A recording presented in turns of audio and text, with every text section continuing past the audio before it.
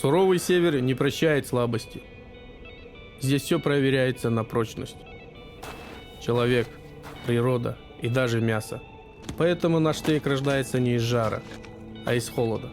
Мы не скрываем его под коркой прожарки, не лишаем свежести.